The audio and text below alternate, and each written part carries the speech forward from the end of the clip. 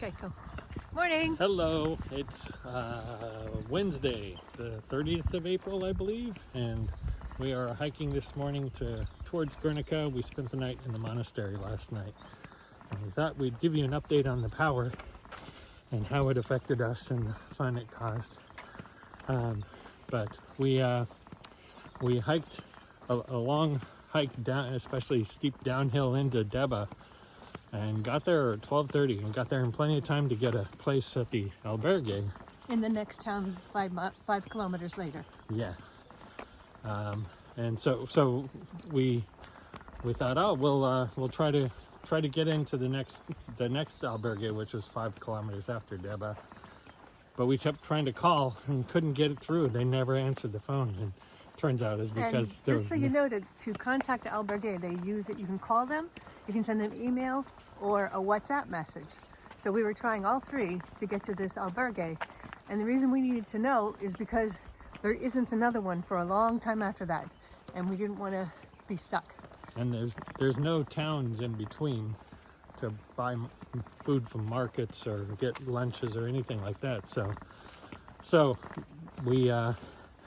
we decided it was safer to just stay in Deba, even though the supermarkets were closed. The little tiny markets, think 7-Eleven, are open, and so we were buying bananas and cookies and candy bars and snacks, and that's to get us through the rest of the day and also the next day, because the next day going out of Deba doesn't have any food. And it was going to be a 25-kilometer day. Yeah, and big hills.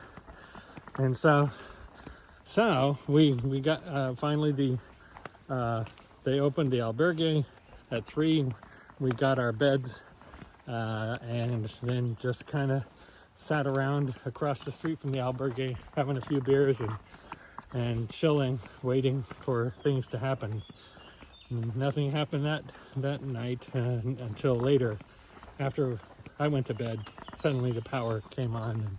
So the other thing to understand about having the electricity here is no phones work, Wi-Fi doesn't work. And for us on our trail, we need the Wi-Fi to make sure we're always on the trail, because there's markers, as you might have seen some of the pictures, but there's not always a lot of clear markers. And so we use our app to follow our trail. We use a GPS thing, and so we need our phones charged, and our phones were getting drained from the day before. So we were a little worried we might be just doing it the old-fashioned way of looking at maps, which we don't have any paper maps. So we would be looking for those trail signs. And it turned into a great adventure after all. We'll send pictures and do a video, but we just wanted to give you an update on what it is like without any electricity while you're working Camino. Yeah.